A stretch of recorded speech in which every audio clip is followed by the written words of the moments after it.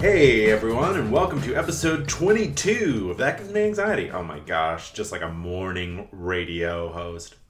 We've got the prank call coming up. Stay tuned, everybody. I don't know who that voice is, but it did sound like a cartoon cigarette. Recording this intro part a little bit early on Saturday, April 2nd. Because on Thursday, when this episode comes out, I'll be in New York visiting family, kissing babies. My youngest sister's 30th birthday. Yeah, it'll be great to see some friends. Head up north. Pretty sure that means it's still going to be winter up there. Up there, right? How quickly I've assimilated into being in the South. But yep, going to a New York Rangers game. Oh, yeah. I mean, minor league sports here in Charleston are really fun. But it's not the same as going to a big time game at Madison Square Garden. So much more fun. So yeah, very excited to see people and hang out and gain 7 to 40 pounds. That's just the way it is, right? Like when you're visiting family, you're just kind of like sitting around and eating. At every point, the governor that blocks you from having that piece of pie is gone. There is no Dana, only Zool. Well, I've got a great episode lined up here. I like these episodes where we talk about things that can help with anxiety. And so I have Erin Browning, who helps people with breathwork, which can help with anxiety and grief or whatever you got going on. And so we talked about her story and some techniques and some different things that you can do to help yourself if you're having some problems with anxiety. And so I think it's really helpful stuff, and I think you'll get a lot out of it. Before we jump over to Erin, I want to remind you to rate and review the show, especially if you're liking it. If you're not, maybe just not rate and review it. Just choose another podcast, I guess. Or give me another shot, come on.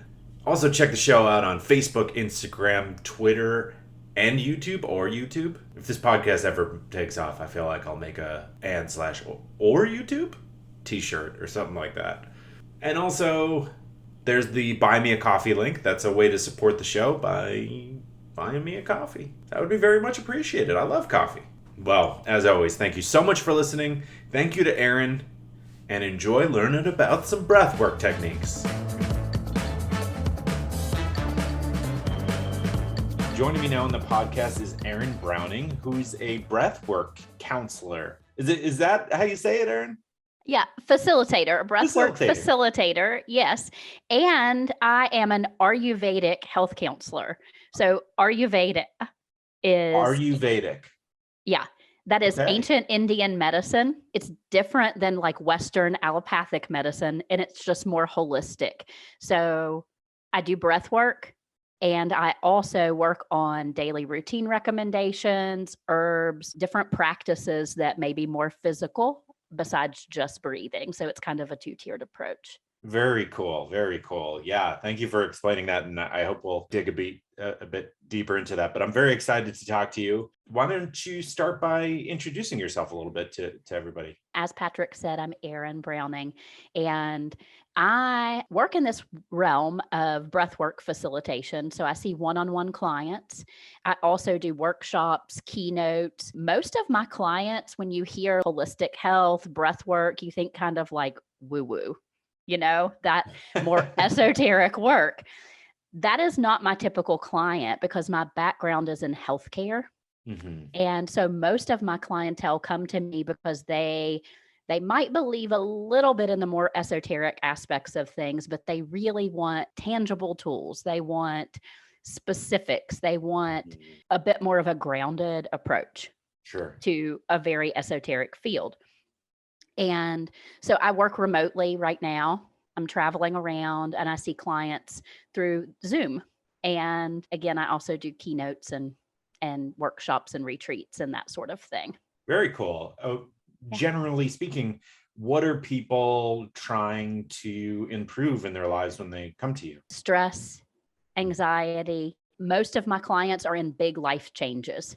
Okay. There's some kind of a catastrophic life change or just a catalytic life change. Doesn't have to be catastrophe. Sometimes you get a brand new job and that's a wonderful thing, but Hmm.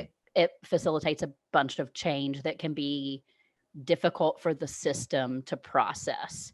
Yeah. And yeah, so that's what most of my clients are coming to me for. How do I manage stress? How do I manage anxiety?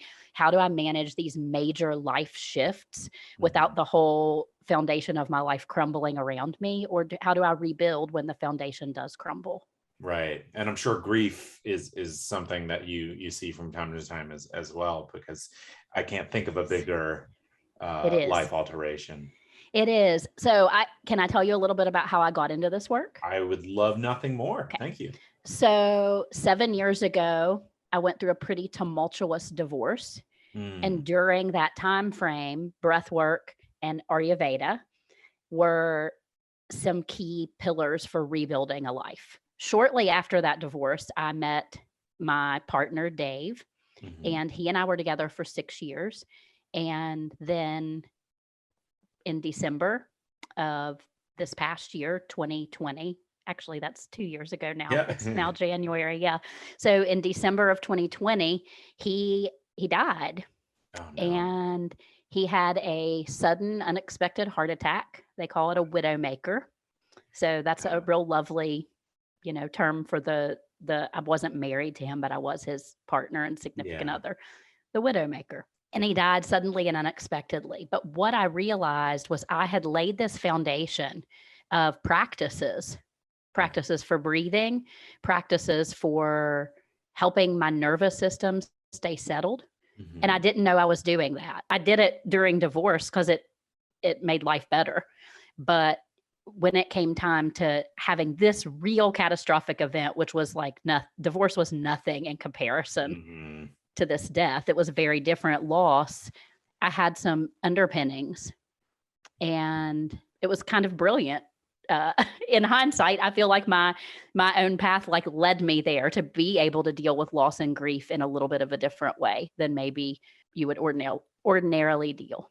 Right. Well, that's what people say about therapy in general, where it's like, don't go to therapy with when you're in catastrophe.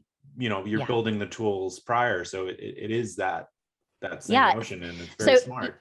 yeah, for me, it almost felt like muscle memory. You know how we talk Okay. about like muscle memory? So I'm a hiker and I like to climb mountains, but I haven't been on really great mountains until lately. And in the past couple of weeks, I'm like, I'm on the mountain again, I'm on the trail, and I haven't been using those muscles, but there's neural pathway already in place. So my body knows what to do. Even if I'm a little weaker, even if I'm a little out of shape, my body knows what's happening. The breath work was the same for Hmm. me. The Ayurvedic health routines, those were the same for me when grief hit. That's great. Well, I'm glad you had those in place to help you. Yeah. Before we get into breath work a little bit, where'd you meet Dave? Ah, we met in rural West Virginia at a little ski resort called Snowshoe Mountain. Nice. Yeah, and I was coming out of the tail end of a divorce and he was bold and really kind of just swept me off my feet. It was a different kind of love that just it very much swept me off my feet. We were Nice. very unlikely partners. He was older than I was. He was, like I said, he was very bold and adventurous and extroverted. That was not necessarily my personality. And then when people who knew both of us, I would say, "Oh, I'm dating Dave." And they were like, "What? Really?" But then when they would come and see us together or when we would be together, there was a nice yin and yang to it. That's great. Yeah, it Yeah. sounds exactly what you needed too. A person that's, I don't know the best way to put it, but like not weighed down. You're going through this like heavy part of your life, and in comes this like hot shot ski guy coming Yeah. in and and just having fun. Yeah. But, Yeah, oh it was well, supposed to all be fun, and then I fell in love. well that's Yeah. great. I'm glad that you Yeah. had 6 fun years, and Yeah. it stinks that you didn't have more, but Yeah. glad you had those. Yeah, but it's great that you're doing this talk and this podcast because death is a really real experience and it is is palpable, right? Like the change Mhm. that occurs in our life when somebody that we have fun with and that we love dies, the changes are drastic and Yes. forever. Right. Mhm. Right. Mhm. It's you've not only lost someone, but you've kind of lost who you were with that person. Yeah. Even the night that he died was really fun. We set out to have a fun evening. I have a stepson. His son was actually out of town with his Mhm. mother. And so we were alone and we went out and ate Mexican food. And we had not been out because of it had been a pandemic. So this was Mhm. like a brand new thing. And we were like, okay, we'll go try this restaurant and see what this feels like. And we had Mhm. tacos and margaritas and um, Yeah. yeah, and it was All the like hits, all the good ones. yeah, and we thought we were gonna have, like, a fun night, and we actually did. We had a really fun night. In hindsight, there was a very heavy aspect of the night. It was Mhm. I almost feel like it was like the 6 years of our relationship were compressed into about 6 hours of time, Mm. and we talked about really in-depth topics that wasn't necessarily the way we related to each other on a day-to-day basis. Oh, wow. Yeah, it was as if I feel like the backs of our brains know something the front of our brain does not I sometimes. can get behind that too. Absolutely. Yeah. Yeah. Well, geez. I'm sorry So, that happened. Did he have a heart attack when you got home later or? yeah, so we got home and we like I said, we watched TV, we had conversation, visited, just hung out together like normal night, and he actually said, "I don't wanna go to that Mexican restaurant again because I have indigestion." Oh, Which is wow. a sign of a heart attack, but he didn't have heart problems, there was nothing, and I said, "Okay," and got him Tums, Mhm. antacids, and he took those. We went to bed, and he said, "I'm just not comfortable, this indigestion's not going away," and he Mhm. said, "So if I can't get comfortable, I'm gonna go sit on the couch and watch TV for a little bit so that I don't keep you awake." What a Um sweetheart. Yeah, very sweet. And then about 45 minutes later, I heard a loud noise and I shot up out of bed and I went into the living room, immediately ran over to him, but he was gone. So I Oh, did go through all of the motions, the CPR. I mm. called 911. I did CPR, all of the things you are supposed to do. But it was clear to me in that moment that he had taken his last breath. Oh, geez, I'm so sorry. I mean, that's so frightening because who doesn't have indigestion after eating Mexican and having Right. margaritas? It's like kind of what comes with the fun flavors. You pay a small price. That ended up being a heart attack is very scary, and I'm sorry you had to go through that. Yeah, thank you for saying that. It was definitely a trying moment in my life and a moment that, like, again, the back of our brains know things the front of our brains don't, and Hmm. how we kind of rectify all that. There was a heaviness throughout the whole evening that he told me things that he felt like I needed to know. For example, that evening, his son was visiting grandparents, the Hmm. mother's parents, and his grandfather has cancer. And Hmm. so we didn't know the severity of what this teenage boy was walking into. Is his grandfather in really bad shape? Hmm. That sort of thing. And so Dave said to me that night, when he gets home from Florida, I'm really going to rely heavily on you. You can relate to this kid better than I can in certain ways. And he has got to understand what death actually is. Oh, wow. So I'm listening to him say this and I'm saying, "What?" And he said, his grandfather is eventually gonna pass, Aaron, and he has to understand this isn't about inheritance. This isn't about estates. This isn't about the stuff. Hmm. What this is about is that you lose a person that is a rock in your life or an ever-present part of your life. So we have this conversation and I listen intently and assure him that I will absolutely be there in the event, and that we will definitely talk about that when he returns home from Florida and try to prepare his son a little bit more for what might happen. But I had no idea that, and he had no idea in Right. the front of our brains. Right. Oh my gosh. Wow. Yeah. I mean, that's such a good lesson too. We all have seen times when someone passes and there's squabbling over this or that, and it's like it's so beyond missing the point of what has just occurred. So, just like as a society, I don't know, that's a great lesson for all of us to learn. It is. And it is a reality. There are practical aspects that occur when someone dies, but it really isn't the essence of what the impact is. Right. Coming to breath work, how were you introduced to it? Yeah. So, twofold. I studied with a teacher in Charlottesville, Virginia. Her name is Sandy Foster Morrison. And in fact, she is a grief expert. She's a therapist Mhm. and she specializes in grief.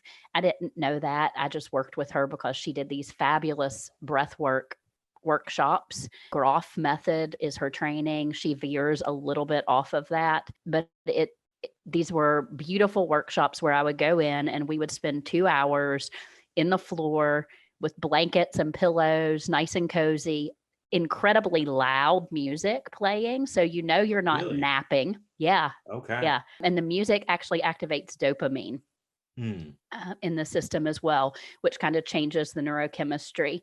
And I had these huge breakthrough moments. I liken it to like a psychedelic type experience Mm. when you do that type of breath work. So it was a very controlled breath, inhale and exhale very forcefully throughout the entire 2 hours. And it just changes the state of the nervous system. Really? So is it like, or is Uh, it? I'll let you explain. like a circular breath, inhale, exhale through the mouth very forcefully, really focusing on that exhale as well. And okay, so like really trying to press it out Yeah. Yeah. Yeah. repeatedly for 2 hours. Yeah. That's where I started. And that is not exactly what I do currently. So I told you I kind of started in healthcare. My Mhm. actual education is as a speech language pathologist. Okay. So I've worked with voice and swallowing a lot. And the only way you can communicate, the only way you can produce a voice or swallow, you have to have a breath behind that.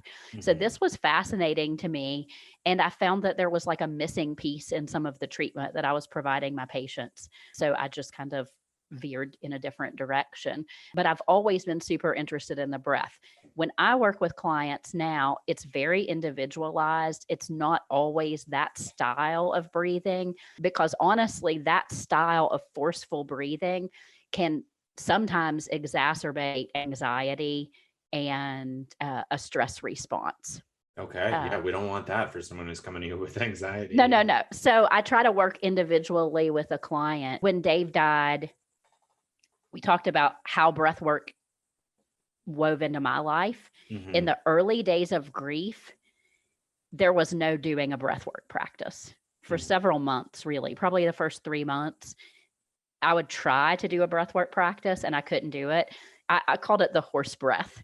So all I could actually do when I would try to regulate my breath was go like a Hmm. horse does. You know, when you get around a horse and they're like a little anxious and they're trying to regulate themselves.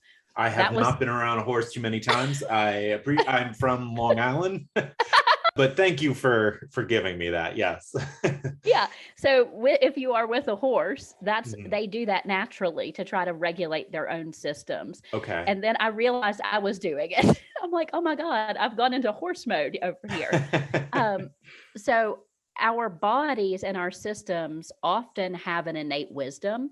Hmm. And that's my goal, is to help clients find that innate wisdom within their body, Very cool.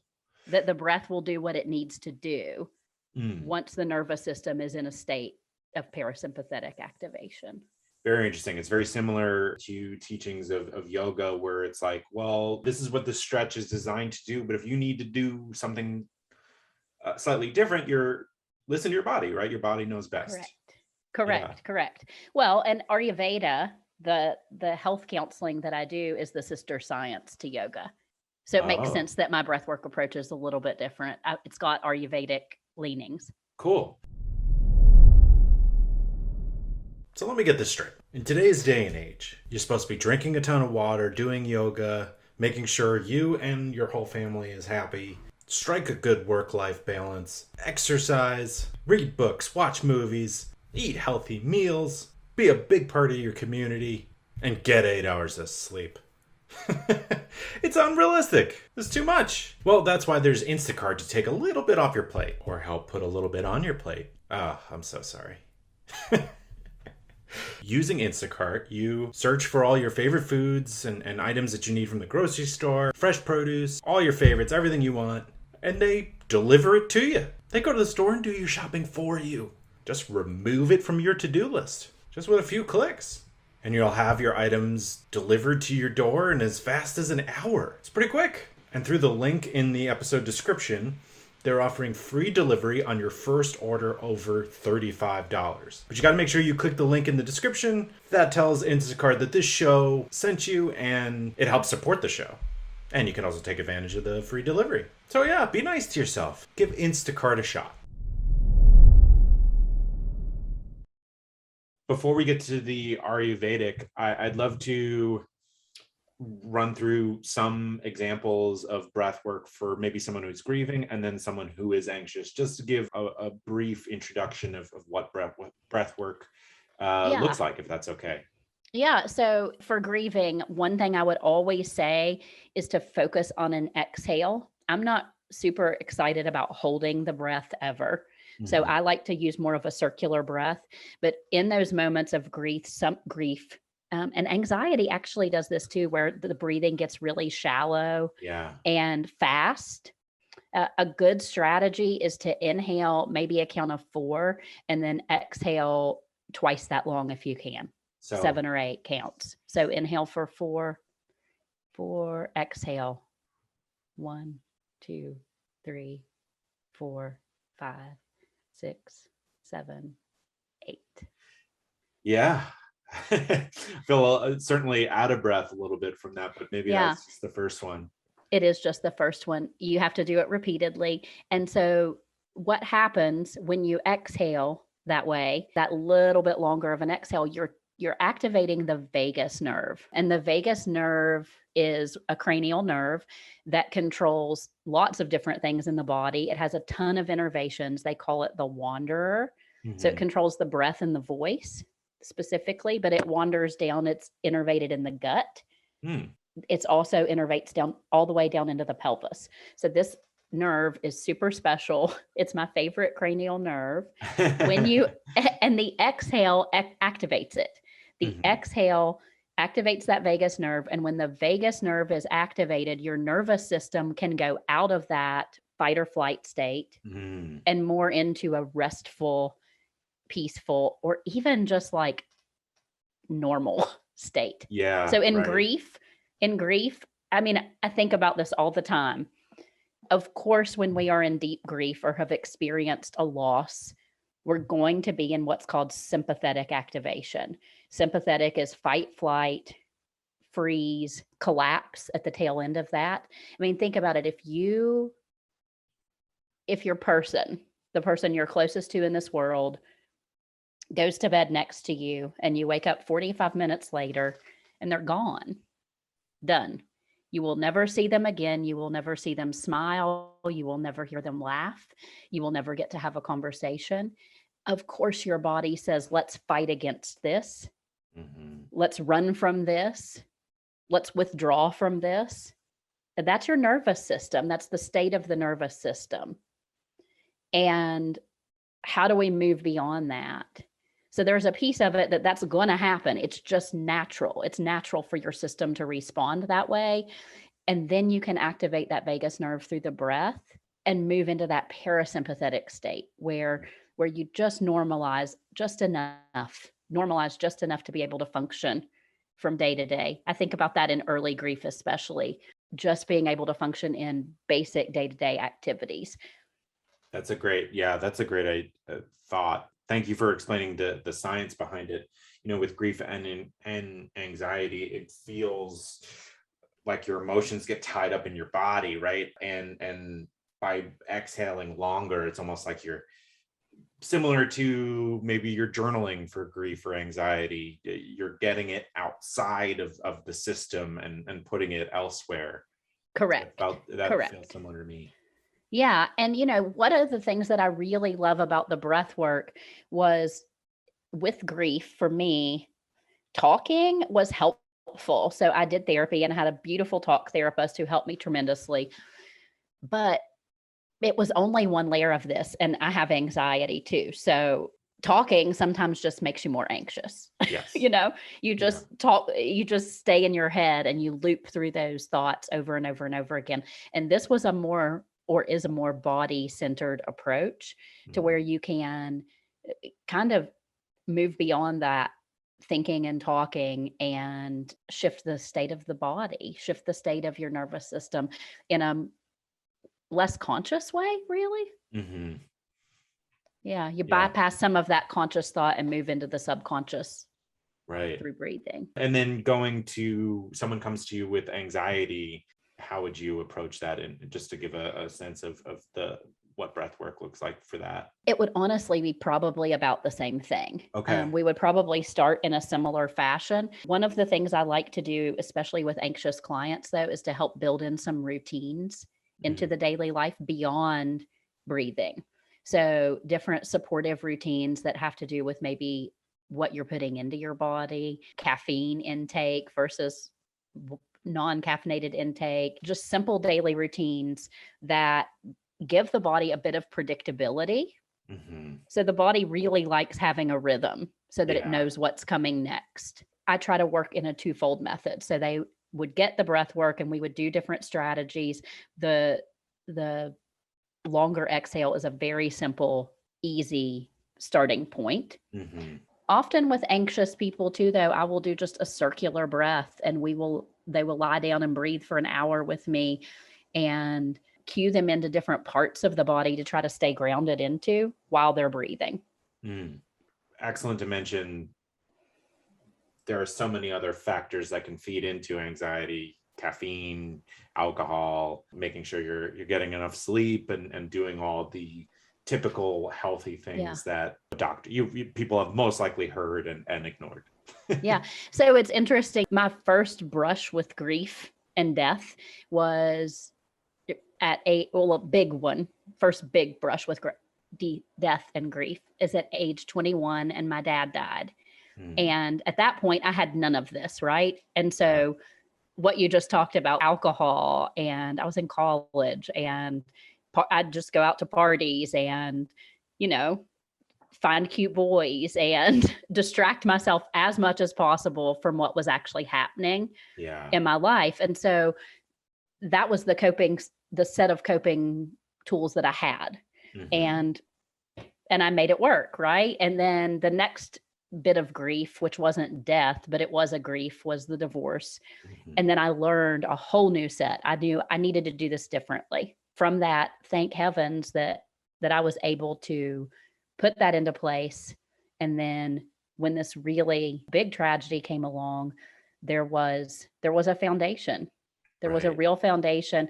And I was not doing actual breathwork practices. I probably didn't do anything structured like that until at about 9 months after he died. It was as simple as, I'm going to take a bath today, like a really long hot bath. Or Baby I'm going to do because my system was in like complete and utter shock of what happened. And giving yourself that time that you don't have to push it is a great gift to yourself, and allowing yourself the time to go through those. Yeah. And so back to your question, honestly, as we talk about differences in grief and anxiety, working with clients one-on-one, I would certainly, with somebody who's in deep loss or grief, it would be way more of a, let's figure out what you can actually do from day to day. And what are the simple strategies that feel soothing to you, just so that you can get through. I love that. I guess I would count myself as one of those practical people who, it's like, if you want to start a podcast, it's like, okay, what do we do Monday, right? Like it's the same approach.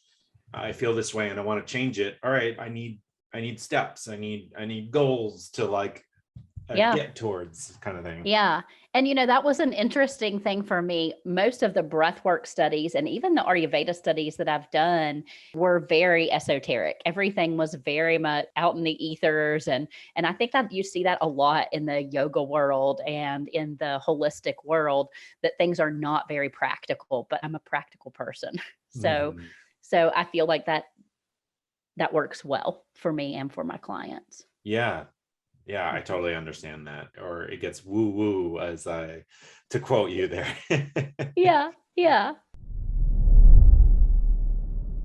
Look who we got here. It's our friends at My Software Tutor. Can Excel be my friend? Many people have wondered this for years.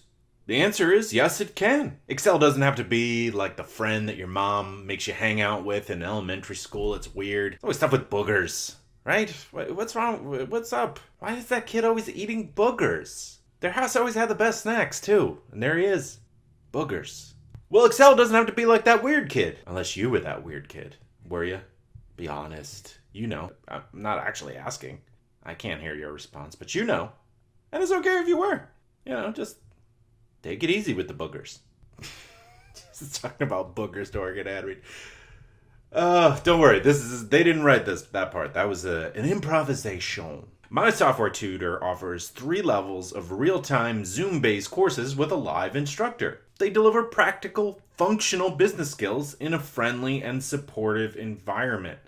It can be daunting, right? You need that supporting environment to learn Excel. There's no stupid questions. It could be really difficult. And as we know, when we talk about it on this podcast all the time, it could be really daunting to learn something new and put yourself out there.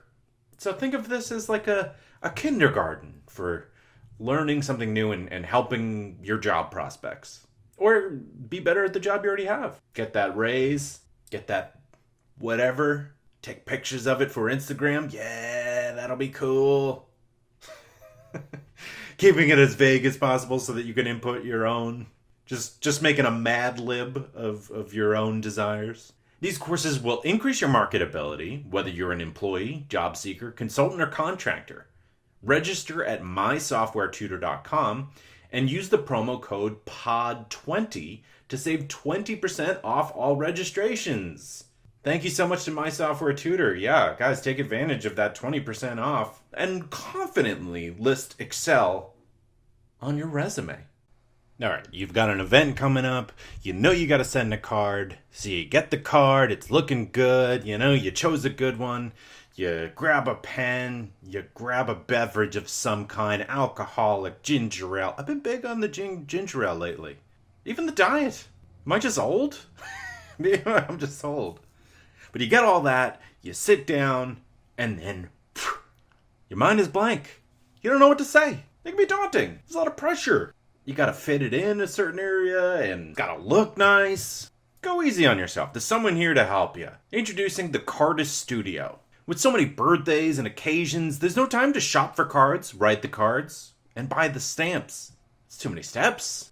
So many chances for anxiety. Now you can do it all right where you sit. That's the best. That's the best. Because the Cardist Studio does it for you. They write it down for you. Introducing a writing specialist for the message inside your greeting cards. Don't get those canned responses.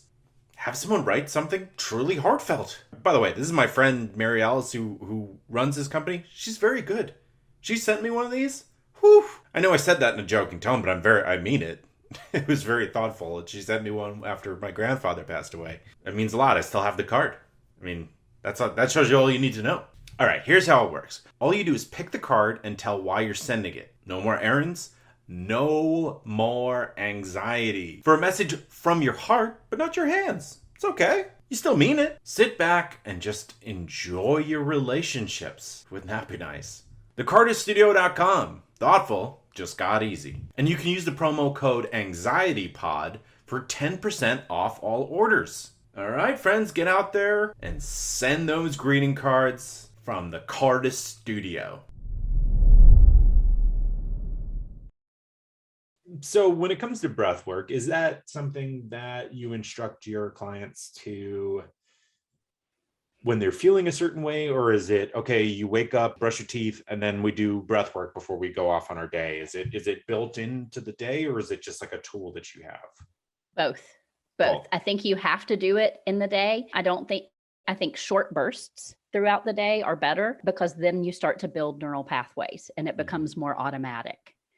If you just go to a workshop, or like you only come to see me twice a month and you do an hour of breath work, okay, that's lovely. And it makes you feel good when you leave. But if you're not doing that every single day, you never build the structure within your own system to kick that breathing in. There comes a certain point, like now that I'm not quite so scattered from grief and quite so devastated from grief, I'll start to feel a certain way. I'll start to feel anxious, or I'll start to feel saddened, and my breath just kicks in and I will breathe in a way that helps me move through those moments when I need to. But it's because I've practiced and done, I don't know, even if you do 90 seconds 3 times a day of really focused breathing, your body starts to understand, oh, this is how I'm supposed to breathe. Right. Yeah, building the neural pathways for sure. Yeah, that's super important. It is. Yeah. It's actually even more important now that I'm trying to rebuild a life.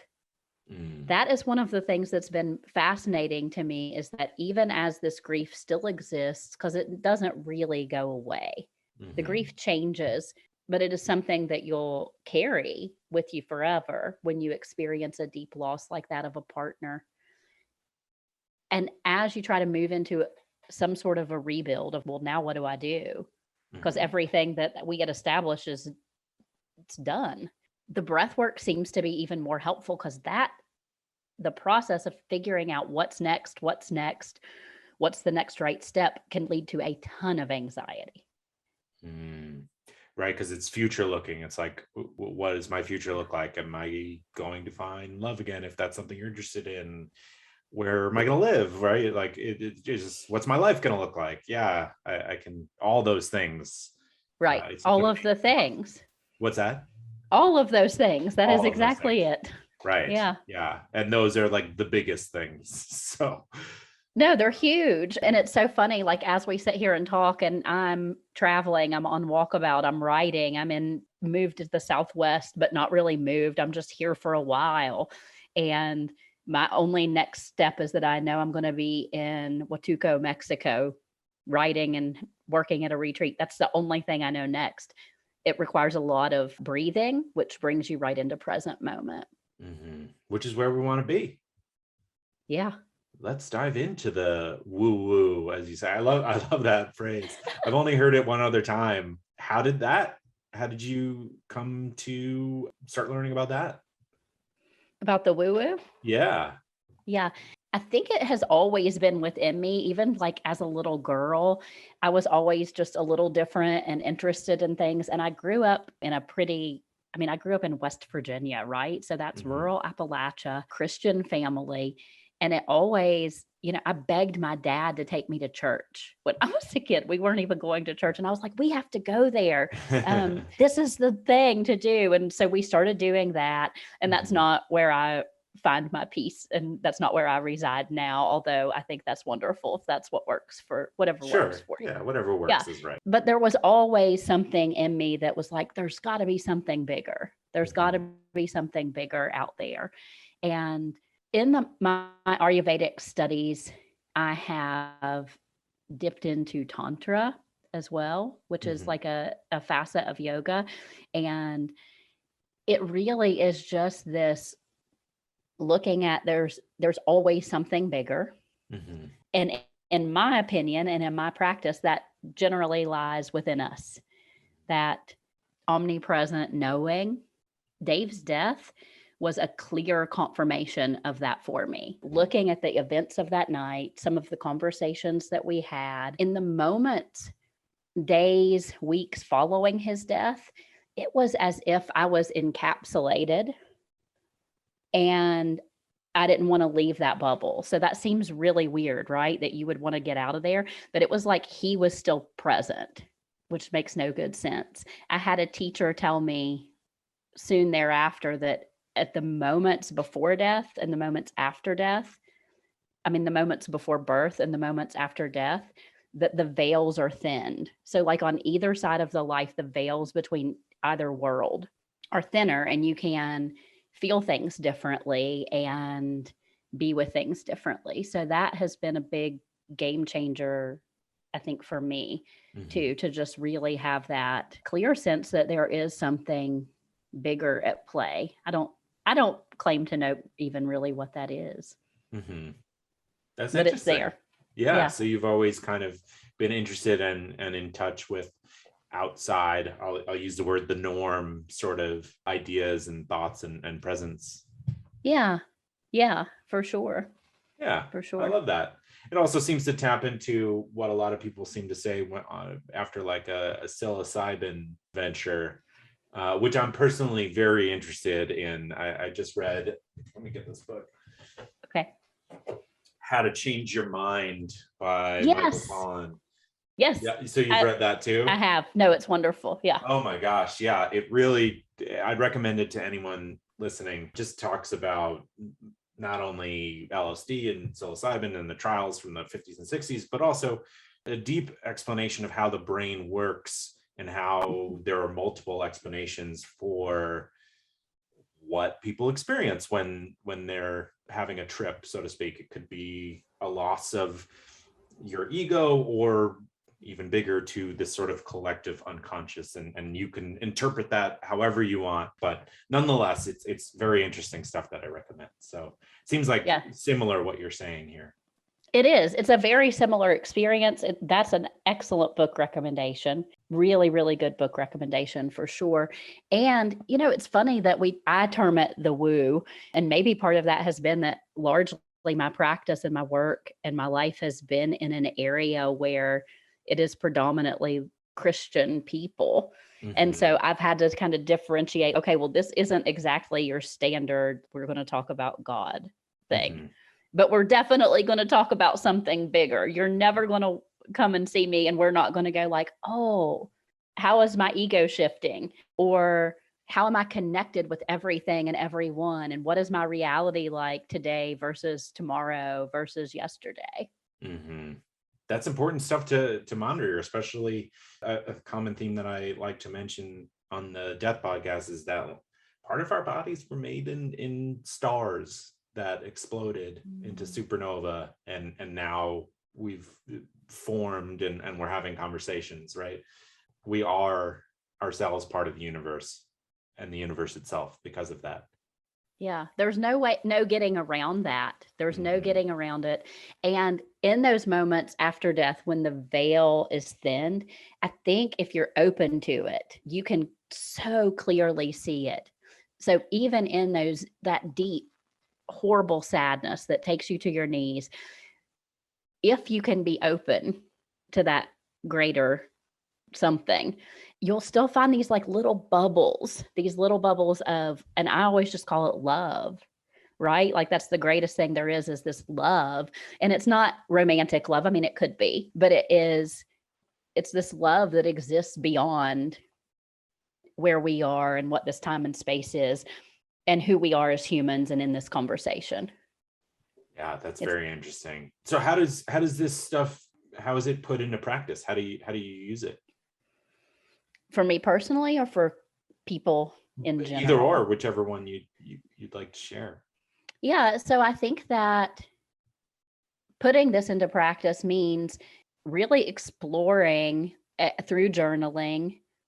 That's my modality, through conversations with like-minded people, through self-explorative practices, through settling the body. It means putting those things into your day-to-day, even when times aren't horrible, especially when times aren't horrible, and exploring like, what does that mean for you personally? Because for what it means for me and how that shakes out for me doesn't necessarily look the same for you. But to establish a core set of practices, I think is critical to really being able to keep your mind in a space where it can remain open and remain connected and remain hopeful and joyful and able to find those bubbles of love when you need them the most. That's beautiful. Yeah. Yeah. I love the idea of people having conversations with themselves and understanding that their understanding of what everything is can be fluid too. That one belief that you have, I mean, we're different people throughout different parts of our lives. Your opinion can change, but checking in with yourself is really important. Yeah, it is very important. And I think it's also important to find books or guides or therapists or teachers or coaches, whatever it is that resonates with you. So like if you're into psilocybin, find a coach who wants to work with psilocybin and roll with it. If you're into breath work, find a facilitator and work with that and establish some really core practices for yourself so that you can continue on that path. I would love to try some psilocybin and and see what happens, kind of thing. I think, another thing in that book where the people are just confronting their darkest fears and the common theme of coming out of it, being less afraid. I mean, who wouldn't want to be less afraid? Yeah. Yeah. What a gift, right? What a gift. Yeah. And really, I think that grief put me in a huge state of fear. This isn't really something I've thought about till just now. But I mean, of course, that is a huge fear you have when your whole reality is not what it was moments before. That is a fearful place to be in. So, of course, that's what we want to do, is come out of that fear. Otherwise, we're paralyzed. Right. And the notion that your life can change on a dime at any point is it but until you know it, in the sense that you unfortunately now know it's vastly different things. Yeah. And you don't realize exactly how impaired and paralyzed by the fear you may become. Think about animals in nature. So like if an animal in nature is being attacked, it's often going to like hunker down, right? And try to camouflage itself. That's an animalistic response. And we are animals, but we have these brains that complicate things a little bit. So we want to do things differently. We don't want to just hunker down in fear and wait for the prey to leave. We have to find a way to move through that. Right. Yeah. Yeah. Is there anything you think I'm missing related to breath work, or anything else about Dave, or anything you'd like to mention? I think this is really good. I feel like we've kind of hit on everything that I would have liked to hit on. Did you feel good about it too? Yeah, I feel very good. Well, then how can people work with you? So if you would like to work with me or reach out to me, you can go to erin-browning.com and you can find me there. I'm on Instagram at erin.l.browning.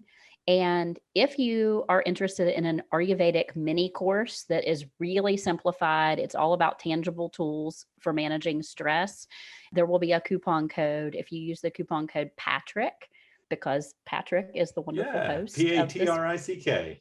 Yeah, then you will get 20% off an already low-priced mini course. Oh, thank you so much for putting that out there. Yeah, I recommend people give that a shot. Yeah, fantastic. Well, thank you so much for your time. This has been a wonderful conversation, and let's stay in touch. Yeah, thank you, Patrick. You got it. Yeah, like I said, I really do like these episodes that focus on different things that can help with anxiety. I'm not going to abandon the overall structure of the show right now, but these are good to mix in when they come up, when the ideas come up. So yeah, I hope you really liked it, and I hope you learned something from it, and Erin's awesome, so thank you so much to her. Just want to remind you of the Buy Me a Coffee link. If you're enjoying the show and you want to support the show and support me, you can buy me a coffee, and that would be very much appreciated. There's also a link in the description. That's where you can find the Buy Me a Coffee link and all these links that I'm about to mention. Then there's the Instacart link. By signing up for an account through that link, it tells them that this show sent you, which also helps support the show. Also, check out my software tutor with the promo code POD20, where you can get 20% off if you're looking to learn a new program or get better at something like Excel. And then there's the Cardist Studio, who are offering the promo code AnxietyPod for 10% off. So yeah, a lot of good companies and a lot of ways to help support the show and support me. Well, thank you so much for listening. I'm probably out having a great time, gaining some weight. Enjoy your weekend, and I'll talk to you on Thursday.